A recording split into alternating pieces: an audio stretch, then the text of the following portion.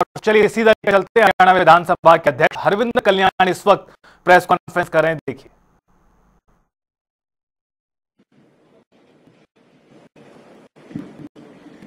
हाल ही में संपन्न हुआ हरियाणा विधानसभा का मॉनसून सत्र, जो कि एक 4 दिवसीय सत्र था और आप सब भी उसके साक्षी रहे हैं। इस मॉनसून सत्र से संबंधित कुछ जानकारियां आपसे साझा करूं, उससे पहले मैं आप सबका आभार व्यक्त करूंगा कि आप सभी का पूर्ण सहयोग हरियाणा विधानसभा को मिलता है। इस 4 दिवसीय मॉनसून सत्र में जो 4 सिटिंग हुई हैं, इसमें माननीय सदस्यगणों की सहभागिता अच्छी रही है।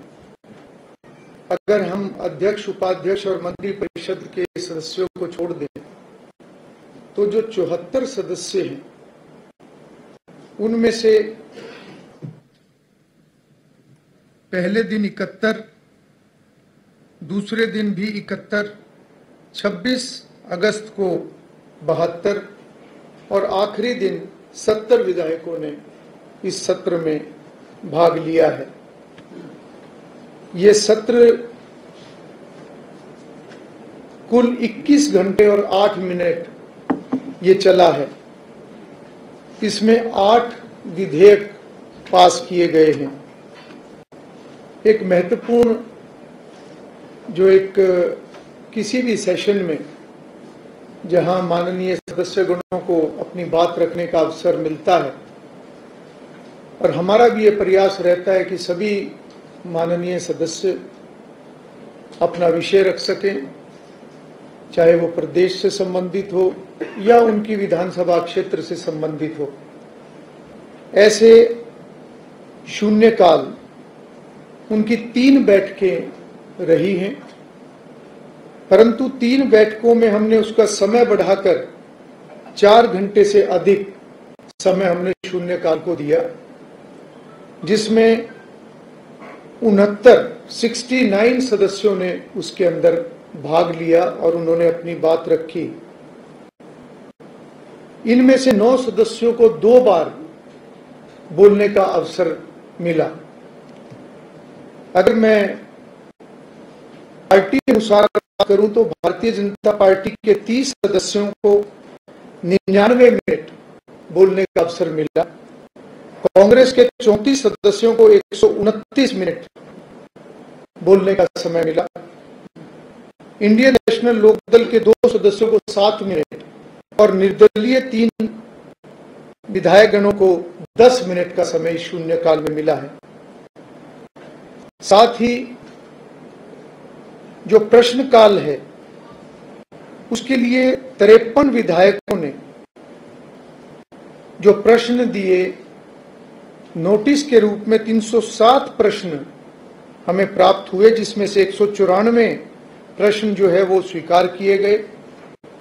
और ड्रॉ निकालने की एक प्रक्रिया रहती है। उनमें 80 प्रश्नों में से 56 प्रश्न कार्रवाई में शामिल किए गए। इनमें भारतीय जनता पार्टी के 23 सदस्यों के, कांग्रेस के 27 सदस्यों के तथा इंडियन नेशनल लोकदल के 2 व निर्दलीय 1 विधायक के प्रश्न लगे हैं। साथ ही अनस्टार्ड क्वेश्चन, जिनकी सदन के अंदर चर्चा नहीं होती परंतु उनका जवाब सदस्यगणों को सरकार द्वारा दिया जाता है, ऐसे 160 प्रश्न हमें मिले थे, जिसमें से 132 एडमिट हुए। 130 प्रश्नों का जवाब माननीय सदस्यगणों को दिया गया। इसी प्रकार से ध्यान आकर्षण सूचनाएं, जो एक बहुत महत्वपूर्ण डिवाइस हमारे विधायिका के अंदर होता है, जिसको कॉलिंग अटेंशन भी हम कहते हैं, ऐसे 40 ध्यान आकर्षण सूचनाएं हमें प्राप्त हुई, जिनमें से 5 विषयों पर 11 ध्यान आकर्षण सूचनाओं को हमने स्वीकार किया जिनके ऊपर सदन के अंदर चर्चा करवाई गई। बहुत महत्वपूर्ण विषयों पर चर्चा हुई है, जैसे विभिन्न जिलों में जल भराव को लेकर ये एक विषय आया था। सीईटी परीक्षा की कार्यप्रणाली, उसके ऊपर सदन में चर्चा हुई है। धान की फसल में वायरस की समस्या, साथ ही कलेक्टर रेट में वृद्धि तथा खिलाड़ियों की समस्याओं को लेकर, ऐसे सभी विषयों पर सदन के अंदर चर्चा हुई और बहुत अच्छे सुझाव इन चर्चाओं के अंदर सरकार को मिले हैं और सरकार के द्वारा भी जवाब दिया गया। साथ ही साथ एक एडजर्नमेंट मोशन हमें 2 प्राप्त हुए, जिसमें से एक को अस्वीकार कर दिया गया था और दूसरे को स्वीकार करके उसके ऊपर 26 अगस्त को 3 घंटे और 35 मिनट तक उसके ऊपर चर्चा हुई।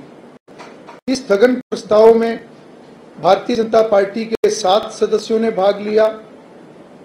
कांग्रेस के 7 सदस्यों ने भाग लिया, इंडियन नेशनल लोकदल के 1 सदस्य ने इसमें अपनी बात रखी तथा निर्दलीय 2 सदस्यों ने उस विषय पर अपनी बात सदन में रखी। ऐसे 17 माननीय सदस्यों ने अपना विषय वहां पर रखा और मुख्यमंत्री जी ने 67 मिनट उसके ऊपर अपना जवाब दिया। इसी प्रकार से जो ऑफिशियल रेजोल्यूशन, यानी जो सरकारी प्रस्ताव, ऐसे 3 सरकारी प्रस्ताव सदन में लाए गए, जिनमें से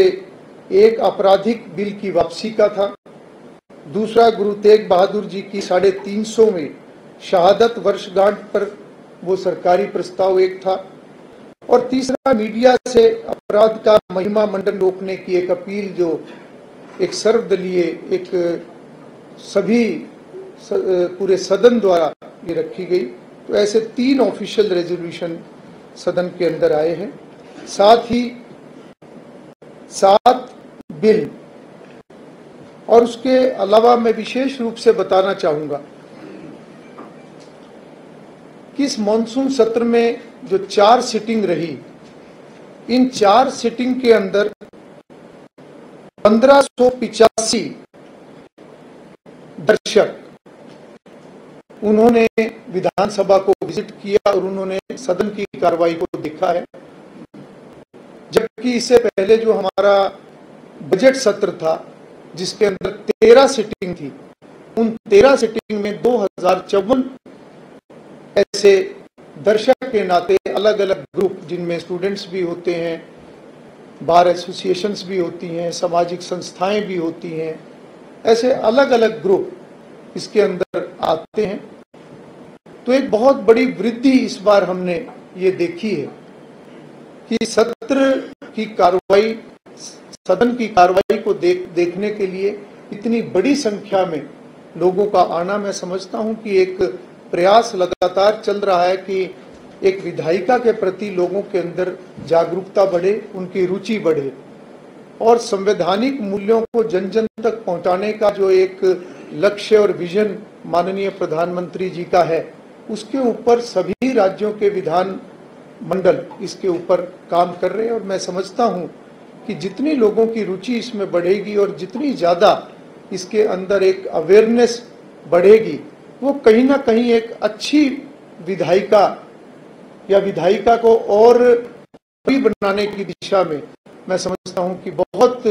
ये एक अच्छा, इसको मैं कहूंगा। बजट सत्र में लगभग 2054, इसी के साथ साथ इस सत्र के दौरान कुछ ऐसी विशेष ऐसे और कार्य हुए, जिस प्रकार से एक महामहिम राज्यपाल जी का पहली बार आगमन होना। हम सब जानते हैं कि हरियाणा राज्य को नए राज्यपाल अभी पिछले दिनों में वो नियुक्त हुए और पहली बार वो हरियाणा विधानसभा के अंदर आए और उस समय में सभी माननीय सदस्यों ने मिलकर उनका सम्मान भी किया और उनके सम्मान में एक भोज की व्यवस्था भी वो रखी गई थी। साथ ही संसदीय प्रणाली में सकारात्मक सुधार का कदम उठाते हुए सदन में सीधे प्रसारण की गाइडलाइन इस बार जारी की गई है। और इसमें मैं आप सभी को ये बताना चाहूंगा कि शुरुआत में सदन की कार्रवाई का सीमित भाग ही लाइव टेलीकास्ट के साथ जोड़ा गया है। और अगर मैं लोकसभा का आपको बताऊं, क्योंकि लोकसभा के अंदर 25 फरवरी 1991 में लाइव टेलीकास्ट जब शुरुआत की गई थी, तो उस समय में सबसे पहले वो विषय वहां की जनरल रूल्स कमेटी के पास गया था, जिन्होंने पूरा अध्ययन करने के बाद केवल प्रश्नकाल का ही लाइव टेलीकास्ट की शुरुआत की थी। और समय के साथ साथ जैसे जैसे वहां की व्यवस्थाएं बनती रही, वैसे वैसे लाइव टेलीकास्ट जो है उसका दायरा भी बढ़ाया गया। उन्हीं लाइन्स पे ये एक शुरुआत हमने की है, जो आने वाले समय में हम मिलकर ये प्रयास करेंगे कि लाइव टेलीकास्ट ज़्यादा से ज़्यादा बढ़े। अभी के लिए हमने 5 विषयों को इसमें जोड़ा है, जो आपने भी इस बात को ध्यान किया होगा कि एक सीमित समय लाइव टेलीकास्ट होता था, उसके बाद वो बंद हो जाता था, उसके बाद वो पुरानी व्यवस्था से जैसे बाहर विषय जाता था उस तरीके से ही वो जाता था। शुरुआत में हमने प्रश्नकाल के साथ महामहिम राज्यपाल का अभिभाषण, साथ में बजट स्पीच जो फाइनेंस मिनिस्टर की होती है, के साथ साथ मुख्यमंत्री जी का जो एक जवाब होता है, चाहे वो बजट के ऊपर है या वो गवर्नर एड्रेस के ऊपर है, उसको इसमें लिया गया है। और 5वां विषय जो इसमें जोड़ा है, वो अध्यक्ष द्वारा कोई भी किसी प्रकार की ऑब्जर्वेशन अगर आती है जो कि पहले से निर्धारित हो, तो ऐसी अध्यक्ष की ऑब्जर्वेशन को भी लाइव टेलीकास्ट किया जाएगा। तो ऐसे 5 विषयों को अभी शुरुआत के लिए रखा गया है। साथ ही इस सत्र में पहली बार समापन के अवसर पर राज्य गीत जो है वो सदन में चलाया गया। और मैं समझता हूं कि एक बहुत अच्छी एक शुरुआत हुई है, जो कि बहुत पुरानी एक डिमांड राज्य भर से आया करती थी, जिसके ऊपर काफी समय से एक प्रक्रिया चली हुई थी। और बजट सत्र के अंदर इसको सदन ने पास भी किया था, तो उसको पहली बार इस बार चलाया गया है। और साथ ही राज्य गीत जब चला तो उस समय का अनुशासन, गंभीरता और उसके प्रति एक सकारात्मकता, ये बहुत अच्छी एक पहल इस बार हुई है। साथ में 26 अगस्त को एक अवेयरनेस के नाते, जन जागरण के नाते उसमें सहभागिता करते हुए नशा मुक्ति का संदेश देने के लिए साइक्लोथॉन का आयोजन हरियाणा विधानसभा द्वारा किया गया, जिसमें प्रदेश के माननीय मुख्यमंत्री, मंत्रीगण और काफी संख्या में विधायक गणों ने उसके अंदर हिस्सा लिया है। साथ ही इस विधानसभा सत्र के दौरान कुछ घोषणाएं भी हुई हैं, खासतौर पर संसदीय नियमों और परंपराओं के अनुसार स्थगन प्रस्ताव पर चर्चा, इसके ऊपर भी एक विषय वहां पर आया। साथ ही श्री विठल भाई पटेल, जो कि पहले स्पीकर हमारे देश के रहे हैं, और आज़ादी से पहले जब ब्रिटिश राज यहाँ पर हुआ करता था, उस समय में वो स्पीकर इलेक्ट हुए थे। और उन्होंने जिस प्रकार से एक संसदीय सुधारों को लेकर उन्होंने बहुत सारी पहल उस समय में की थी, जिनका अनुसरण आज भी पार्लियामेंट और अनेकों सभी विधानमंडल उनको फॉलो करते हैं। तो उन द्वारा लागू किए गए संसदीय सुधारों का स्मरण इस बार किया गया। और ये भी तय किया गया कि आने वाले समय में हम हरियाणा विधानसभा के अंदर उनसे जुड़े हुए विषयों को और उनके जीवन के बारे में एक प्रदर्शन हम यहाँ पर करेंगे, उसको प्रदर्शित हम करेंगे। साथ ही सभी विधायक गणों से जनता की अपेक्षाओं पर खरा उतरने के लिए अपील, वो भी एक घोषणा के माध्यम से जो ऑब्जर्वेशन अध्यक्ष द्वारा की जाती हैं समय समय पर, ऐसा किया गया। और साथ ही टीबी मुक्त भारत अभियान में सभी विधायकगण सहयोग करें ताकि ये विषय ज़्यादा से ज़्यादा जनता तक पहुंचे और टीबी मुक्त अभियान ये सफल हो, ये भी एक विषय वहां पर अपील के नाते आया है। इसके साथ साथ अभी तक के किए हुए विधानसभा द्वारा जितने भी कार्य किए गए हैं या बजट सत्र के बाद जितनी भी एक्टिविटीज़ की गई हैं उसकी जानकारी सदन में दी गई और भविष्य का एक रोड मैप जो आने वाले समय में भी हरियाणा विधानसभा जिन जिन विषयों पर काम करेगा वो भी सदन के अंदर उनको बताया गया है। अगर मैं कुछ विषयों की यहाँ पर चर्चा करूं तो आने वाले समय में हम हरियाणा सरकार और हरियाणा विधानसभा के अधिकारी कर्मचारियों के लिए लेजिस्लेटिव ड्राफ्टिंग की एक वर्कशॉप जो कि लोकसभा के सहयोग से हम उसका आयोजन करेंगे ताकि विधायिका से जुड़ा हुआ जितना भी कार्य है या जितना भी लेजिस्लेशन होता है उसमें ड्राफ्टिंग के एक बहुत महत्वपूर्ण उसमें स्थान है। ड्राफ्टिंग में जितने हमारे अधिकारी और कर्मचारी निपुण होंगे उतना ही अच्छा ड्राफ्ट बनकर सदन में आएगा और उसके ऊपर जब चर्चा होती है तो वो विषय आगे बढ़ता है। इसके साथ साथ हम लोकसभा की तर्ज पर जल्दी ही आर्टिफिशियल इंटेलिजेंस बेस्ड रिकॉर्डिंग और ट्रांसलेशन इसको हम यहाँ पर लागू करने जा रहे हैं जो कि अगले सत्र से पहले मुझे उम्मीद है कि हम उसको यहाँ पर लागू कर देंगे। लोकसभा ने जब इसको लागू अभी किया है हाल ही में तो उसमें लगभग 95% तक उनकी एक्यूरेसी आई है। तो जल्दी ही हमारी हरियाणा विधानसभा की टीम वहाँ पर प्रशिक्षण के लिए जाएगी और आर्टिफिशियल इंटेलिजेंस बेस्ड जो रिकॉर्डिंग और ट्रांसलेशन है इससे स्पीड भी बढ़ेगी, क्वालिटी भी बढ़ेगी। ये विषय भी हम जल्द यहाँ पर शुरू करने जा रहे हैं। साथ ही साथ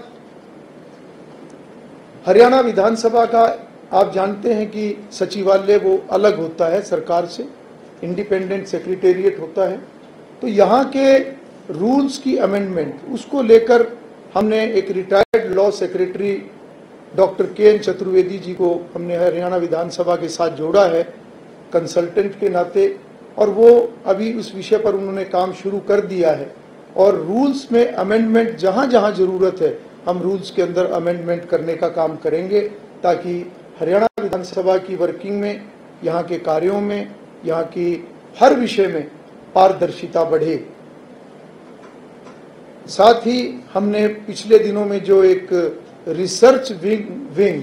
जो एक सेंटर हमने स्थापित किया है उसके ऊपर आने वाले महीनों में हम काम करेंगे और वो रिसर्च विंग और मजबूत हो जिसका न केवल हरियाणा विधानसभा को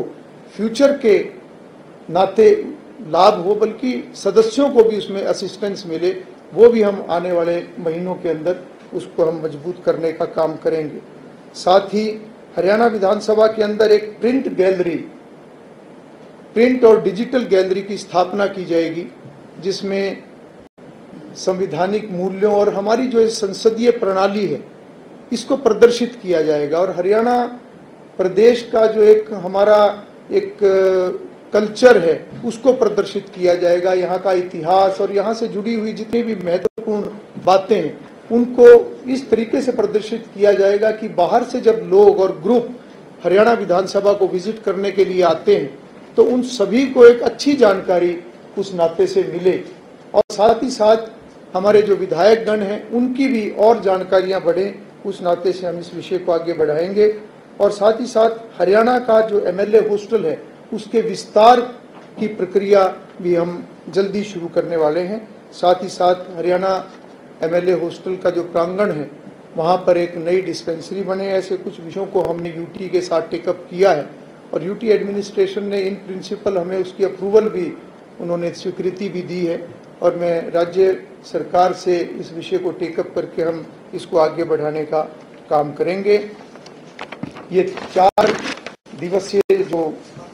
मॉनसून सत्र था इसमें काफ़ी चर्चाएं हुई, काफ़ी विषयों पर सभी माननीय सदस्यों ने अपनी बात को रखा और हमने भी ये प्रयास किया कि सभी को बोलने का अवसर मिले, सभी को अपनी बात रखने का अवसर मिले। उसमें आप सभी का भी बहुत सहयोग प्राप्त हुआ है। मैं पुनः आप सभी का आभार भी व्यक्त करता हूँ। में स्थगन हुए थे तो क्या वो किए जा सकते थे या पहले ही कोई ऐसी हिस्ट्री है? देखिए, कई बार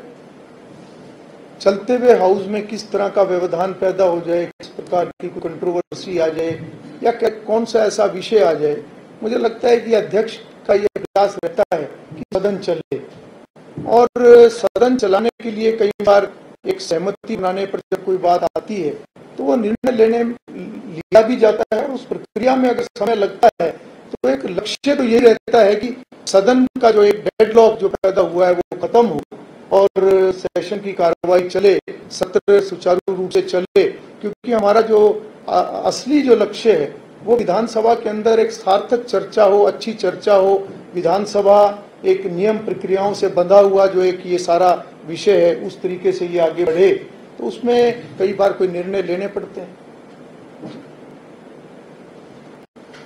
साहब, एक सवाल अगर अभी पूरी विधानसभा डिजिटल हो गई है, DPR हमने पास बना के देता है, सभी यहाँ पेंटिंग करते हैं, क्यों ना वो डिजिटली आ जाए व्हाट्सएप, लेकिन उसको संभाले रखते हैं, जेब में रखते हैं, लाए गाड़ी में मिल गए तो वो भी डिजिटल हो जाए। दूसरा एक मेरा सवाल ये है, बाहर पार्किंग के लिए बड़ी दिक्कत होती है। आपने पहले सुरक्षा की मीटिंग ली, उसमें कहा पुलिस वाला सब एंट्री कर जाते हैं, आपकी बार भी ऐसी स्थिति आई कि वहाँ पुलिस वाला था तो पहले करा था वापिस जाए, तो ऐसे सिक्योरिटी वालों को कम से कम गाड़ियाँ यहाँ को पीछे ला सकते हैं। देखिए, मेरा ये प्रयास है, बहुत अच्छा विषय आपने रखा, और मेरा ये प्रयास है कि निरंतर हम व्यवस्थाओं पे काम करें, क्योंकि व्यवस्थाएं जितनी अच्छी होंगी उनके रिजल्ट उतने ही अच्छे होते हैं। और मुझे ध्यान है कि जब भी कोई सुधार के नाते कोई भी सुझाव आता है तो हमने उन सभी को आगे बढ़ाया है, और लगातार हरियाणा विधानसभा में ट्रेनिंग का विषय भी आगे चला हुआ है, सुधार की बहुत सारी प्रक्रियाएं हमने चलाई हुई हैं, मीडिया की तरफ से भी कुछ सुझाव अतीत में आए, उनको भी हमने आगे बढ़ाने की कोशिश की है। चाहे उसके अंदर हमारे मीडिया कर्मियों के लिए एक वर्कशॉप के आयोजन की बात है, या अन्य इस प्रकार की कोई भी जो सुविधाओं से संबंधित है। मैं आपको विश्वास दिलाता हूं कि कोई भी ऐसा विषय आएगा उसके ऊपर हम टेकअप भी करेंगे। और मैं आपकी जानकारी के लिए बताना चाहूँगा कि जो एक प्रेस एडवाइजरी कमेटी, जिसको जो एक गैलरी का संचालन और इससे जुड़े हुए सभी विषयों को जो देखती है, जो पिछले समय में कम समय होने के कारण पुरानी कमेटी को ही हमने एक्सटेंड कर दिया था, तो अगले सप्ताह में ही आपको जानकारी मिल जाएगी। मैंने पिछले दिनों में 1968 से लेकर अभी तक के सभी रूल्स उनका भी अध्ययन किया है, समय समय पर जो अमेंडमेंट्स हुई हैं उनका भी मैंने अध्ययन किया है, और बेहतर तरीके से हम इस विषय को कैसे आगे बढ़ा सकते हैं वो अगले सप्ताह आपको जानकारी मिलेगी। और मेरा ये प्रयास रहेगा कि बिल्कुल पारदर्शी तरीके से प्रेस एडवाइजरी कमेटी बने, और वो मीडिया कर्मियों के लिए और बेहतर हम क्या कर सकते हैं और अच्छी व्यवस्थाएं हम कैसे लागू कर सकते हैं, या सदन के अंदर जब सत्र जब चलता है तो उस समय की और अच्छी हम मैनेजमेंट कैसे कर सकते हैं, वो बिल्कुल उस कमेटी का उसके अंदर बहुत बड़ा रोल रहेगा, और वो सही तरीके से बने, वो एक ट्रांसपेरेंट एक प्रक्रिया, वो उसके तहत वो काम होगा, जिसकी जानकारी जल्द आपको दी जाएगी। पार्किंग की बात है ना, ये उसी से जुड़ा हुआ विषय हम टेकअप करें।